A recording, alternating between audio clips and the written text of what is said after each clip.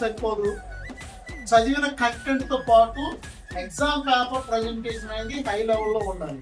So మంచి hand writing తో నువ్వు రాయగలిగితే 600 అనేది ఈజీ. సబ్జెక్ట్ కి 100 మార్క్స్ వస్తున్నాయి అంటే నీ సబ్జెక్ట్ కంటెంట్ తో పాటు నీ పేపర్ ప్రెజెంటేషన్ నీ హ్యాండ్ రైటింగ్ చాలా ఎక్కువ. అంతేగాని నేను చదువుతాను, నేను చదివితేనే నా మార్క్స్ వస్తాయి అంటే కాదు. నువ్వు చదువుతూ బాగానే ఉంది, చదివిన దాన్ని ఎక్కడ పెట్టాలి? ఎగ్జామ్ పేపర్ మీద పెట్టాలి. ఎగ్జామ్ పేపర్ మీద పెడితేనే ఆ ఎదుటి కరెక్షన్ చేసే టీచర్ ఆ పేపర్ అర్థం పట్టే దానికి మార్క్స్ పడతాయి. అంతేగాని నేను చదువుతా, నేను ఎక్స్ప్లెయిన్ చేస్తే మార్క్స్ పడతాయి అంటే ఇట్లా అనడం. ఎందుకంటే డిస్క్రిప్టివ్ మెథడ్ రాసేటప్పుడు కంపల్సరీగా అందంగా రాయగలరు. డిస్క్రిప్టివ్ మెథడ్ అది మీరు అనుకోవచ్చు 10th క్లాస్ లోనే మార్క్స్ ఉపయోగపడుతుందా అనుకోవచ్చు. 10th క్లాస్ ఒకటే కాదు, నువ్వు ఇంటర్మీడియట్ లో స్కోర్ చేయాలన్నా నీ హ్యాండ్ రైటింగ్ బెనిఫిట్ అవుతుంది. నువ్వు బీటెక్ లో స్కోర్ చేయాలంటే నీ హ్యాండ్ రైటింగ్ బెనిఫిట్ అవుతుంది. నువ్వు బీఫార్మసీ లో స్కోర్ చేయాలంటే నీ హ్యాండ్ రైటింగ్ నీకు యూజ్ అవుతుంది. నువ్వు ఎంబీబీఎస్ లో ఉపయోగించుకోవాలంటే నీకు హ్యాండ్ రైటింగ్ ఉపయోగపడుతుంది. నువ్వు ఐఏఎస్ ఎగ్జామ్స్ లో అంటే గ్రూప్ 1 ఎగ్జామ్ లో కూడా నీకు హ్యాండ్ రైటింగ్ ఉపయోగపడుతుంది. సార్ అసలు ఇవన్నిటికీ మనకి లింక్ ఏంటి అనుకుంటారు. ఇవన్నిటికీ లింక్ ఏంటంటే ఇక్కడ ఇంటర్మీడియట్ లో కూడా డిస్క్రిప్టివ్ ఎగ్జామ్, ఇక్కడ బీటెక్ లో ఎంసెట్ మాత్రమే నువ్వు ఆబ్జెక్టివ్ రాస్తావు. ఎంసెట్ రాసిన తర్వాత నువ్వు బీటెక్ సెమ్ ఎగ్జామ్స్ డిస్క్రిప్టివ్ మెథడే రాయాలి.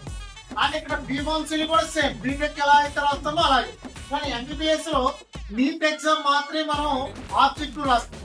కానీ నీట్ ఎగ్జామ్ తర్వాత నువ్వు ఎంబీబీఎస్ ఎగ్జామ్స్ అక్కడ చదివేటప్పుడు నువ్వు మొత్తం కూడా డిస్క్రిప్టివ్ మెథడే రాయాలి. తర్వాత ఐఏఎస్ గ్రూప్ 1 ఎగ్జామ్, గ్రూప్ 1 లో 2 ఎగ్జామ్స్ ఉంటాయి. ఒకటి ఫిలిమ్స్, ఒకటి మెయిన్స్. ఫిలిమ్స్ లో నువ్వు ఆబ్జెక్టివ్ రాస్తావు, కానీ మెయిన్స్ లో నువ్వు రాయాల్సింది డిస్క్రిప్టివ్.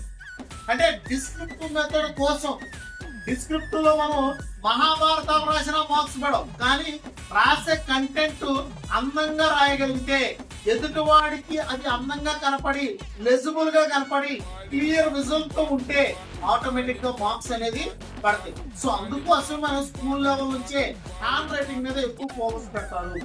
హ్యాండ్ రైటింగ్ నేర్చుకుంటే, హ్యాండ్ రైటింగ్ అనే ఆయుధం నీ చేతిలో ఉంటే నీకు ఆటోమేటిక్ గా మార్క్స్ అవుతాయి. ఏ సబ్జెక్ట్ స్కూల్ లెవెల్ కావచ్చు, కాలేజ్ లెవెల్ కావచ్చు, ఇంకా హైయర్ స్టడీస్ కి వెళ్ళినా సరే హ్యాండ్ రైటింగ్ అనేది చాలా అంటే చాలా యూజ్ అవుతుంది. హ్యాండ్ రైటింగ్ ని మిస్ అయితే తర్వాత తిరిగి మార్క్స్ రావాలన్నారు.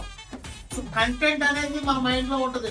ఉన్న కంటెంట్ కి హ్యాండ్ రైటింగ్ తోడయ్యి ప్రజెంటేషన్ నువ్వు కరెక్ట్ పద్ధతిలో ఇవ్వగలిగితే నీకు మార్క్స్ అనేది నీ చేతిలో ఉంటుంది. సో దీన్ని దృష్టిలో పెట్టుకొని హ్యాండ్ రైటింగ్ మీద కూడా కొద్దిగా ఫోకస్ పెడితే మీకు మార్క్స్ కూడా మీ చేతుల్లో, అరచేతుల్లో, మీ చేతుల్లోనే ఉంటుంది. ఓకేనండి. సో దాన్ని దృష్టిలో పెట్టుకొని ప్రిపేర్ అయ్యేటప్పుడు హ్యాండ్ రైటింగ్ ని దృష్టిలో పెట్టుకోండి, ప్రజెంటేషన్ దృష్టిలో పెట్టుకోండి, కంటెంట్ ను కూడా దృష్టిలో.